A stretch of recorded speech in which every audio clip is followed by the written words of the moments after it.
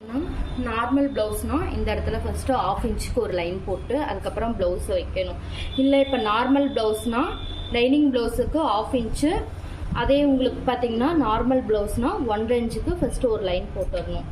போட்டுட்டு இந்த இடம் பார்த்தீங்கன்னா இந்த இடம் மேலே வச்சு இந்த கையில் நல்லா டைட்டாக இழுத்துட்டு இந்த இது இழுத்து மேலே தைக்கிறதுக்கும் நீங்கள் மார்க் பண்ணிக்கணும். உங்களுக்கு சீம் அலவன்ஸ் தனியாக மார்க் பண்ணிக்கிட்டு மேலே ஸ்டிச்சிங்க்கு தனியாக மார்க் பண்ணிக்கணும். மார்க் பண்ணதுக்கப்புறம் இந்த இடத்துல இருந்து இந்த இடம் இழுத்து பிடிச்சி ஒரு மார்க்கிங்.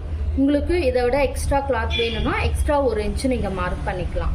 இந்த இடம் வச்சு அப்படியே இழுத்து பிடிச்சிங்கன்னா உங்களுக்கு இந்த கிராஸ் இந்த இடம் வரும். இந்த இதில் பார்த்தீங்கன்னா ஆம் தனியாக ஸ்டிச் பண்ணியிருக்காங்க. தனியாக ஸ்டிச் பண்ணாமல் இருந்துச்சுன்னா இதோட அளவு இங்கே வரும். இதிலேருந்து 1 இன்ச்சு மாற்றிருக்கோம். இப்போ பேக்கோட அளவு நீங்கள் கீழே போட்டனால நீங்கள் எதுவுமே மாற்ற தேவையில்லை. இங்கேருந்து பார்த்தீங்கன்னா தெரியுதுங்களா மார்க்கிங்கு, இதை வச்சு அப்படியே ஒரு லைன் நீங்கள் போட்டுடலாம். இதை லைன் போட்டிங்கன்னா இதுவும் இந்த லைன் உங்களுக்கு கிடச்சிடும். அதுக்கப்புறம் இங்கேருந்து 1 இன்ச்சு விட்டுட்டு இங்கேருந்து இங்கே குடையிறதுக்கு மட்டும் ஒரு 3/4 இன்ச்சுக்கு மட்டும் தனியாக மார்க் பண்ணிங்கன்னா போதும். பேக்கில் போட்டிங்கன்னா இது உங்களுக்கு ஈஸியாக இருக்கும். ஸ்லீவ் இது ஓகே தானே உங்களுக்கு? ஓகே. எந்த ப்ளவுஸ் எடுத்தாலும் கீழே பார்த்தீங்கன்னா 1.5 இன்ச்சு,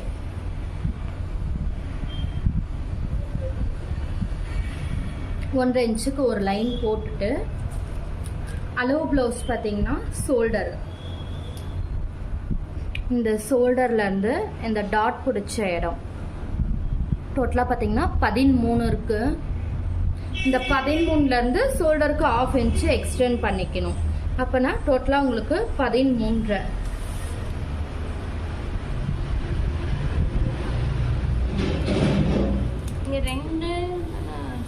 அதுதான் மேலே ஆஃப் தனித்தனியாக தெரிச்சுக்கிட்டேன். இப்போ இது வரைக்கும் ஓகேங்களா?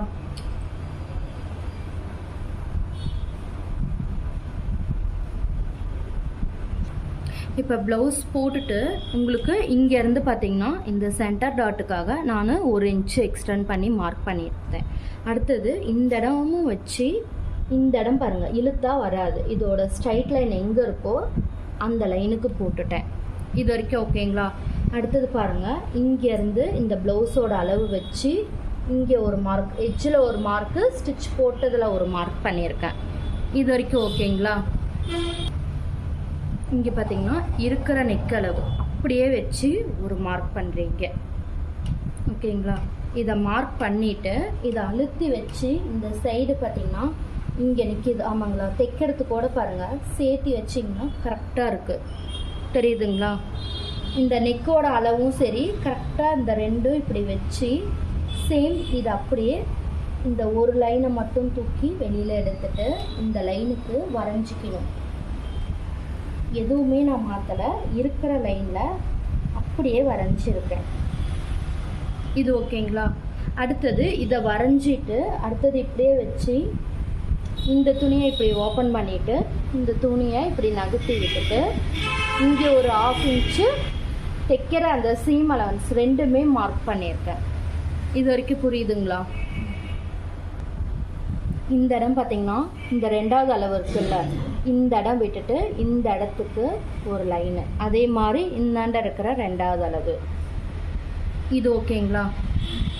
இது தைச்சிங்கன்னா இந்த இடம் வரும், இது தைச்சிங்கன்னா உங்களுக்கு இந்த அளவு வரும் தைக்கிறதுக்கு. இங்கே பார்த்தீங்கன்னா 1.5 வச்சு காமன் இந்த ப்ளவுஸோட அளவு. இது ஒரு ஆம் லைன் கொடுக்கணும். ஓகேங்களா? இது வரைக்கும் ஓகேங்களா? இப்போ நெக்கு பார்த்தீங்கன்னா இதை ஸ்ட்ரைட் பண்ணிக்கோங்க. இவங்களுக்கு நெக்கு இப்படி இருக்குது, தைச்சா உங்களுக்கு இந்த அளவுக்கு வேணும். இப்போ நீங்கள் கட் பண்ணணும்ல, கட் பண்ணணும்னா இதுலேருந்து 1/2 இன்ச்சுக்கு மேலே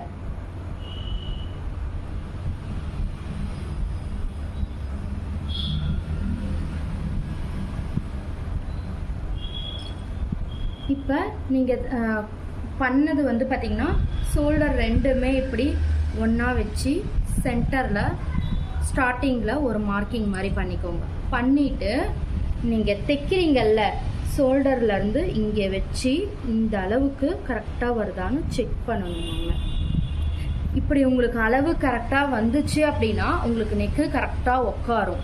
இந்த அளவு எல்லாம் மாறாமல் இதை இப்படியெல்லாம் மாற்றிட்டீங்க அப்படின்னா ஷோல்டர் இறங்கிடும். அளவு மட்டும் இதை கரெக்டாக நீங்கள் வச்சு மார்க் பண்ணணும்.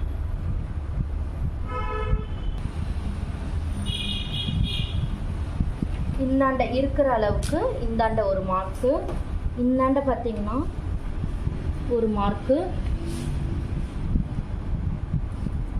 இந்தாண்ட ஒரு ஆம் வரைஞ்சிட்டு இந்த இதுவும் இருக்கிற அளவை எதுவுமே மாற்றக்கூடாது. இது குடஞ்சிருக்கீங்க, குடஞ்சதெல்லாம் பண்ணக்கூடாது. நமக்கு ஸ்ட்ரைட் எங்கே இருக்குது, முன்கழுத்து சின்னதாக தானே, அதுதான்.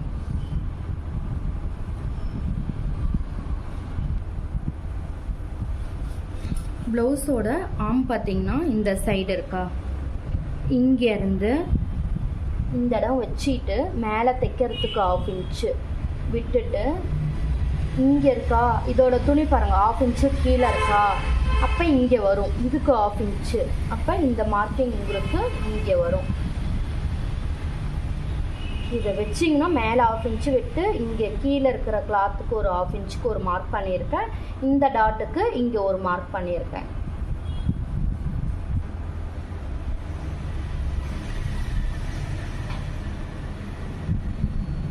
அழுத்து பிடிச்சிட்டு இந்த இடம் பார்த்தீங்கன்னா இப்படி, இந்த இடம் இப்படி வச்சு இந்த இடம் இப்படி மார்க் பண்ணுறோம்.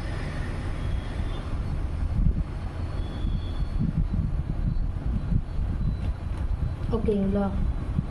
இப்போ இது நீங்கள் தைக்கிற அளவு. கட் பண்ணுறது பார்த்தீங்கன்னா 1/2 இன்ச்சு உள்ள,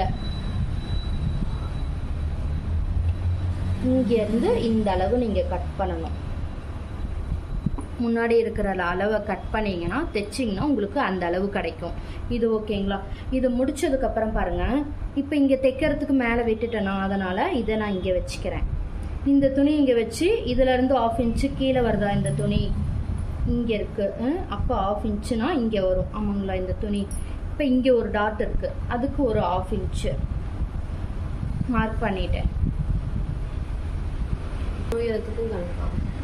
அது பின் உயரம் 13 இருந்துச்சுன்னா 1 இன்ச்சு மட்டும் மைனஸ் பண்ணிட்டு இங்கேருந்து இங்கே வைக்கிறப்ப அதுவே ஒரு 3